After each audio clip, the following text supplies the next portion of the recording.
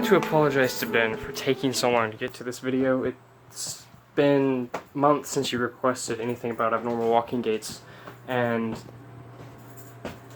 it just took me forever to get around to it, mostly because I was expecting, hopefully, to get some footage of people walking, and I could use that as baseline information to share about abnormal walking gaits. But it proved to be a lot harder than I anticipated to actually get my hands on footage of people's abnormal walking gaits. Next to impossible, especially with as busy as I've been. So that's the main reason it took me so long to get back to you on this.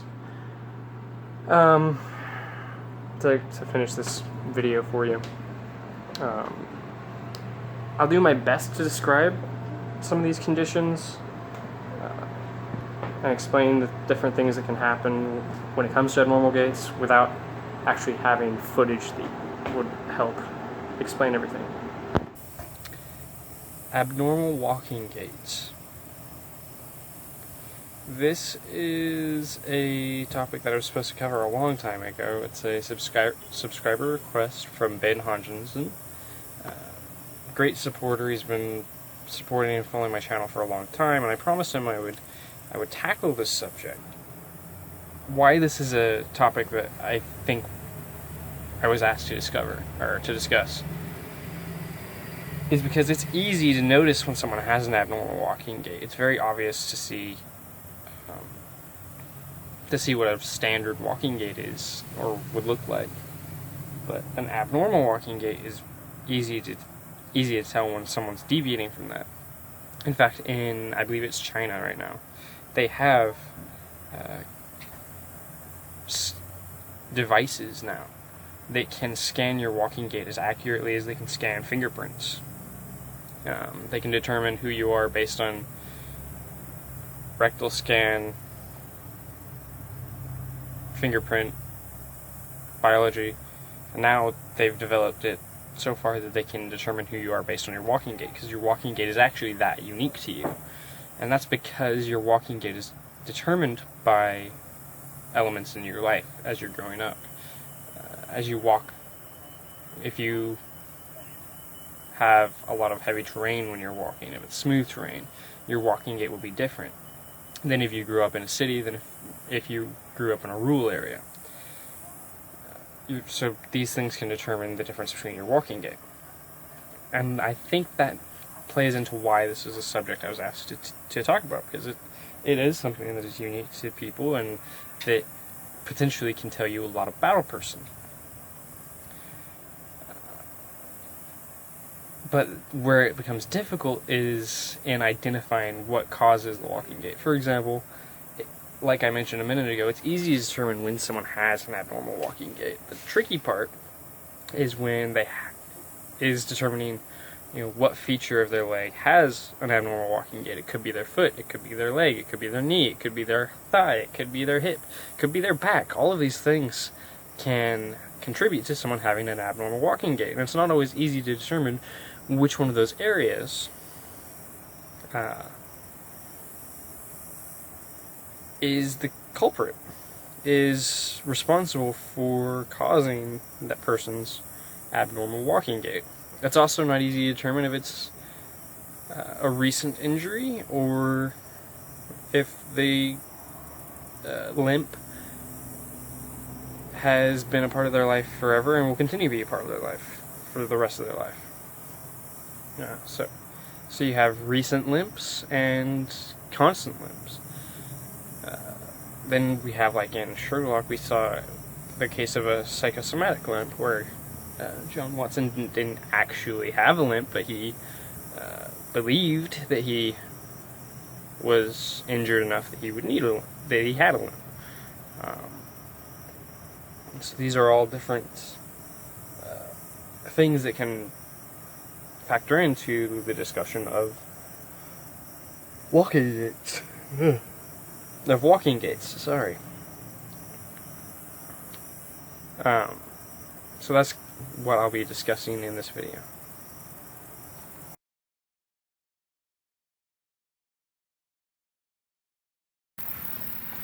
So we have a series of different types of abnormal walking gaits. We have abnormal walking gaits that come from just genetic issues. We have a number of them that come from injuries throughout their life. We can have people who have abnormal walking gaits because of, you know, natural whatever, where they've just walked that way because of the terrain that they've walked on their entire life. So there's a series of different walking gaits. Injuries, both recent and in the past, can leave someone with an abnormal walking gait as well. So, the question is, how can we determine an abnormal walking gait? Well, first of all, you have to observe the abnormal walking gait. However, what comes next is determining what kind of abnormal walking gait you're looking at. How to tell if it's recent, how to tell if it's something they've experienced their whole life, how to tell if it's causing them pain or not. So, a recent injury will be observable because they'll favor part of their walking gait.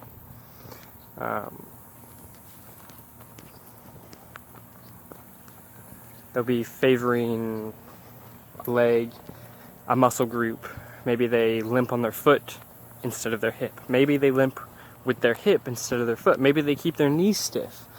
Maybe they favor their thigh or their calf. There's several spots that they would favor, sometimes it's even in the spine, where they will favor part of their muscle groups that contribute to walking.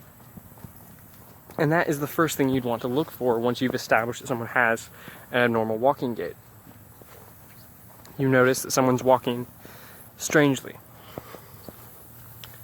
And now as you watch this person, you notice that he limps with a stiff knee. What that means is it's most likely pain. Whereas if they limp without pain, it's more likely something that they've suffered from their entire life. A broken leg years ago that never healed quite properly, and now they limp with it. Or an abnormal growth in the leg, or something to that effect, where they don't walk quite normally, and it's something that they've grown accustomed to. They are used to it. It doesn't bother them anymore. It's supposed to be a dog here, and he's not here.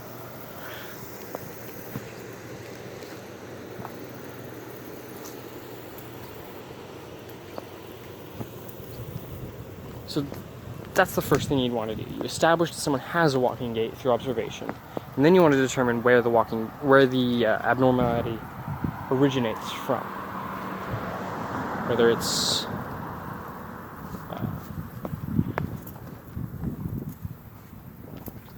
in the leg, in the back, in the foot, wherever you observe that they're favoring their muscle groups. Determining why they have a abnormal walking gait. If you determine that it's a recent injury, you can kind of infer based on other deductions that you make how they might have attained that injury. If you infer that it's something from their past history, it becomes a little bit more difficult.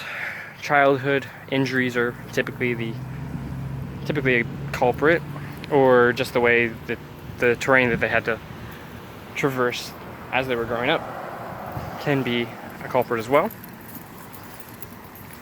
You can observe abnormal gaits based on sports that they may have played, if they were in sports, which you can also observe if they were in sports through their high school years, for example. That's when their body is growing the most, and so their body grows to accommodate for the activity that they're doing, sports.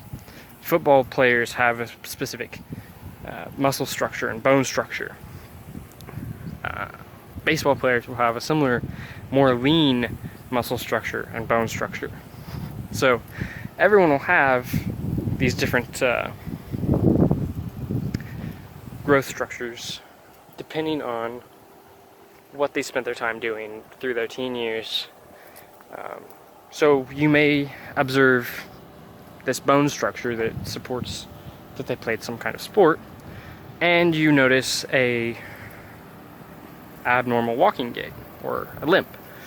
Maybe you can determine then that they injured themselves in school playing sports.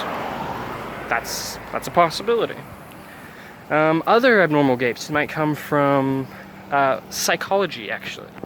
For example, people in positions of power tend to have more powerful walks, more powerful walking gaits, confident striding steps.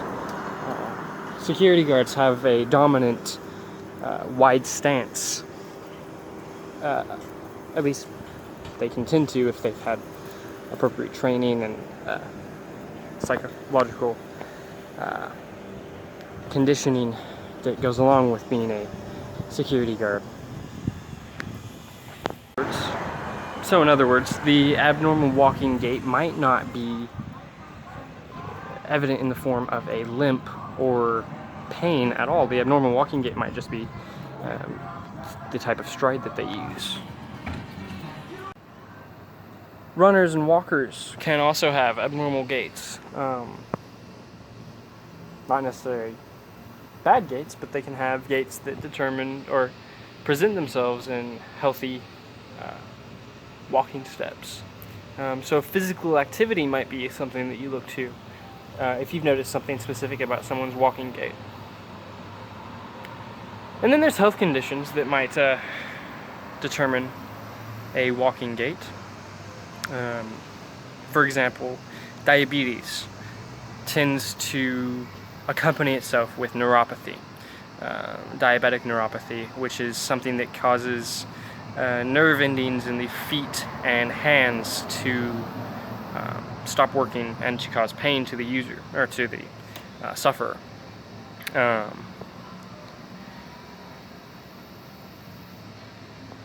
Either they go numb or they cause pain, and that is something that you can determine through other deductions. You'll need to make medical deductions to determine health conditions, but that also exhibits a specific type of walking gait, a limp in both feet, where they favor the feet, kind of a dragging of their feet, is what you usually see when someone has diabetic neuropathy.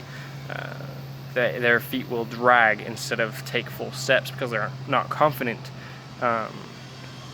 because the nerve endings in their feet aren't working right. They're not confident in the steadiness of their walking, and they are afraid to stumble if they take their feet completely off the ground.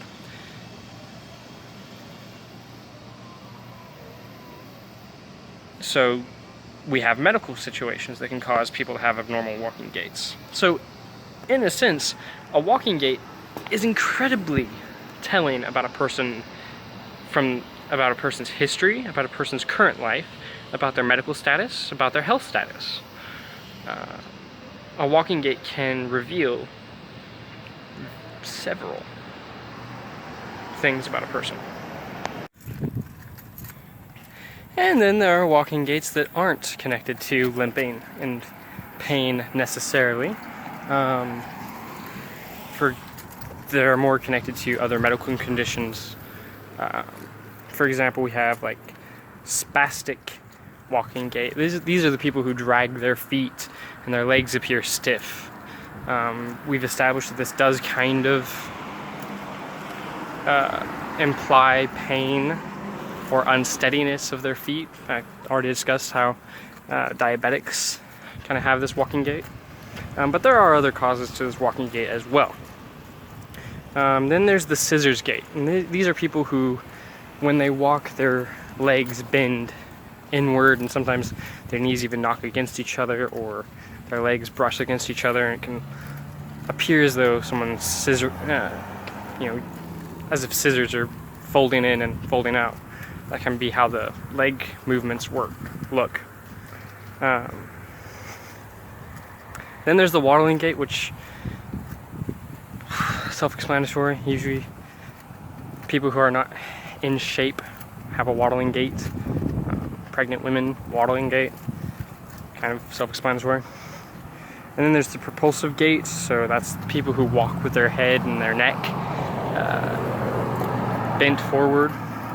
These are all gaits that are not necessarily signs of pain, discomfort, or injury. They can usually come from other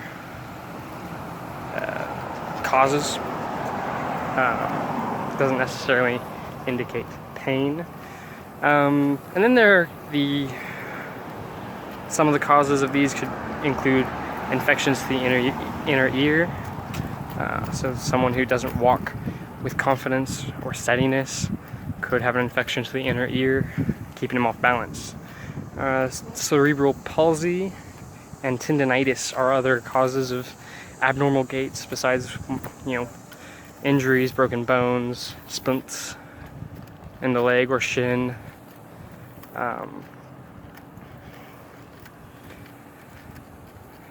Medical conditions, health conditions, abnormal growths of the feet and legs.